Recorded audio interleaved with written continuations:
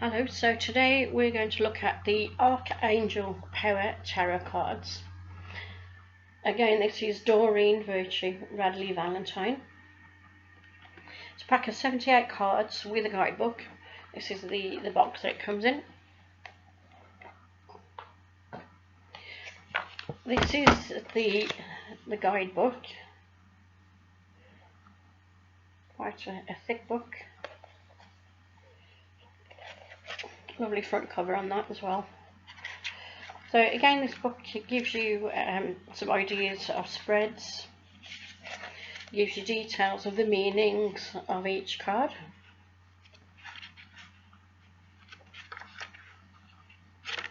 So it's quite a good handy reference book for people to use, especially if you're new to the cards. It's quite a good one. And then we have the cards themselves. That's the back of the cards.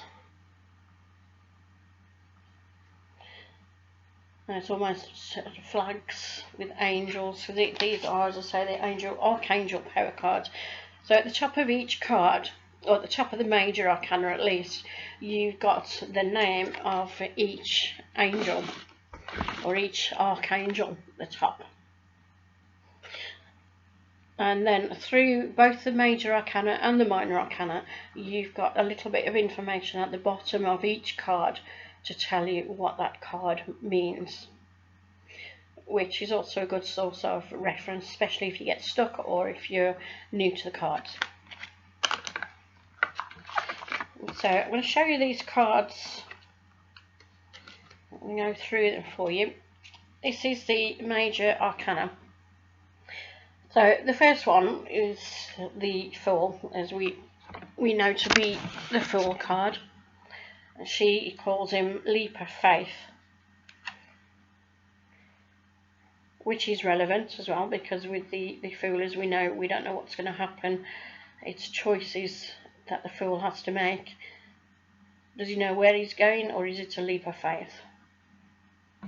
Well, that's that one. And we've got the Magician, sometimes called the Magus, the High Priestess. These are like a violet colour. These are quite nice. You might see the colours on the cards are quite deep and vibrant colours.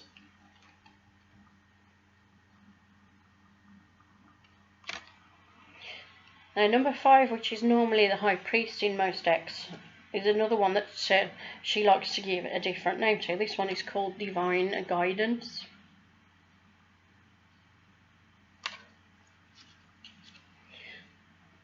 Lovers.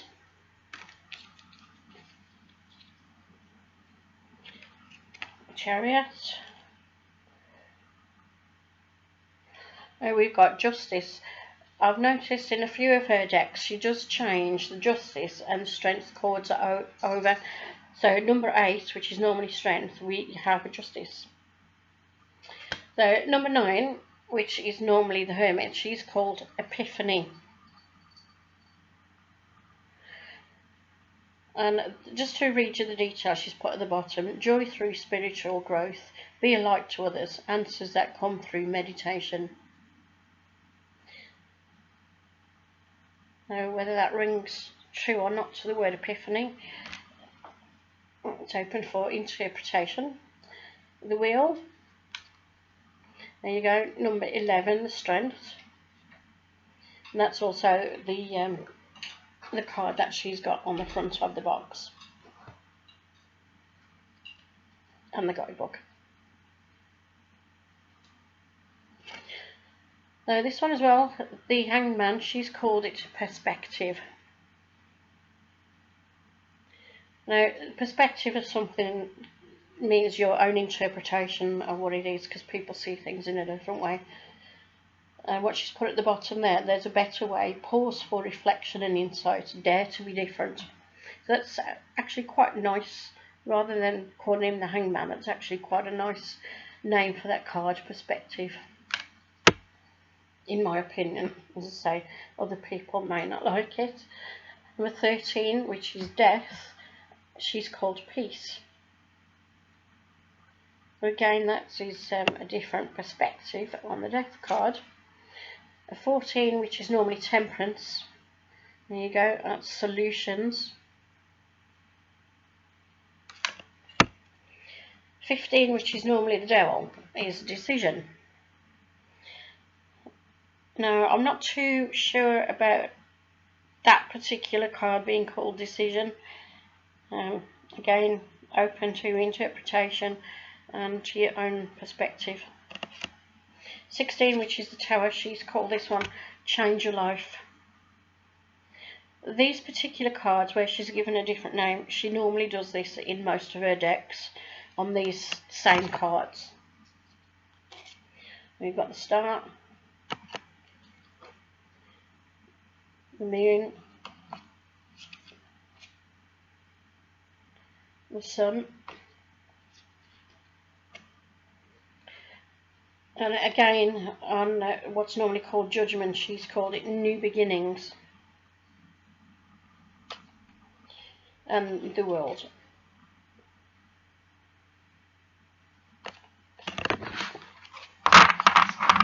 So that's, as I say, is the major arcana. And just to let you know that the deck itself is embossed with gold around the outside. This goes all the way through the cards, not just the major arcana. There's the rest of the deck, all nicely embossed. Now, with these, she doesn't actually have the normal names of the suits on them. So we have Wands, which she is classed as Gabriel, and there we've got the Ace. I'll just give you a look at these cards, and these are a nice orange colour. I think you can just about see the colours on there. As I say, the colours to these cards are really vibrant, and I find that they're much clearer on this particular deck than they are on some of our other angel decks. There's a lovely Pegasus. A really nice picture.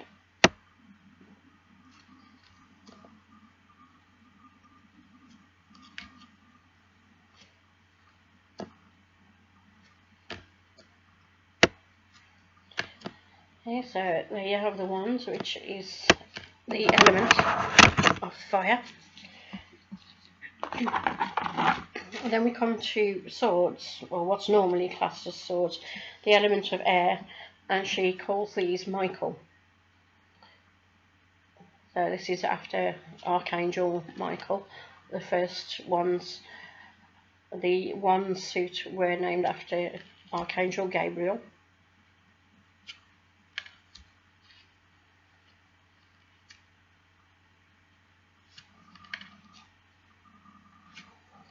So you can see some similarities between other decks on the images themselves.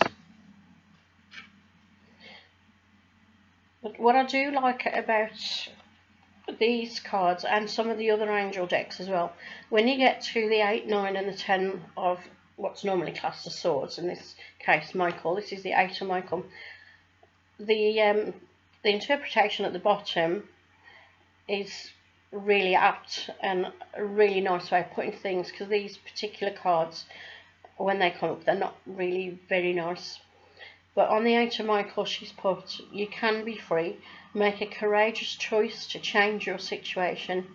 You're not seeing things clearly, which I think is really a good way of putting things. And the 9 as well, which is also normally not a nice card. Your worry is unnecessary. Focus your thoughts on the outcome you desire. Release feelings of regret, guilt, or worry to your angels.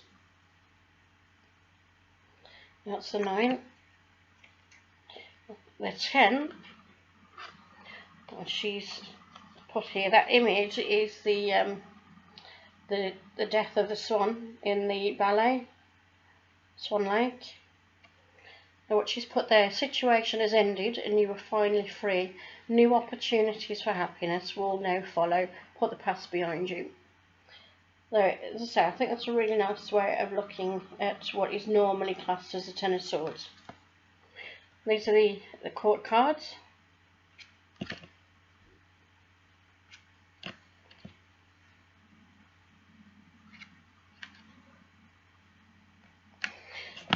Okay, so that, as I say, was Michael. Now, the cups, or what we normally class as the suit of cups, she's called Raphael, after Archangel Raphael. That's the ace there. And again, you can see some similarities to other decks.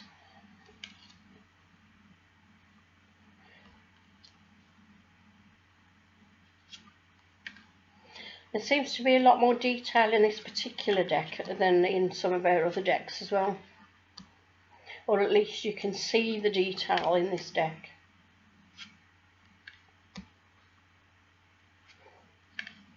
It's very clear, very vibrant. And I think it's a lot easier to read this particular deck than it is to read the one I reviewed the other day, which was the Angel Tarot. This deck is a lot easier to read, in my opinion. Then we come to Earth, which is normally Pentacles. She's named this after Archangel Ariel. So this is the suit of Ariel.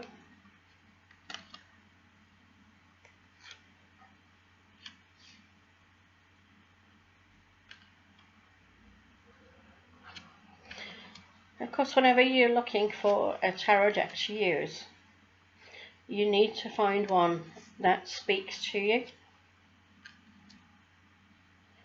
Now, I collect tarot as well as I've been reading them for almost 40 years, and I love the images on these cards. And I do sometimes read them for myself, but I don't actually use this deck to read for other people. But that is just my preference. But when you choose your deck that you want to use for readings for other people, you need a deck that speaks to you and one that you're attracted to. You might find, as I have with some of the decks that I've got, that I'm attracted to them because of the images, and I really like the designs of the cards, and I really like the colours of the cards. But when it comes to actually reading them, I find it quite difficult to use them to read for other people, although easy to read for myself with them. And you may also find that with some of your decks. So, you know, I do actually love the designs on these.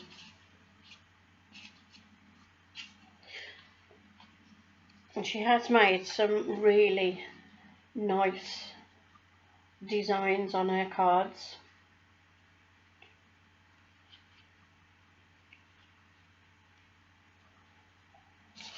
Maybe this is the deck for you. Yeah, so if you enjoyed that, I will be reviewing some more of my decks as well, and running through some of the ones that I actually use to read for other people, and especially over the many years that I've been reading the cards myself. And might be able to give you some hints of what decks you might like to buy for yourself. Thank you for watching. Bye.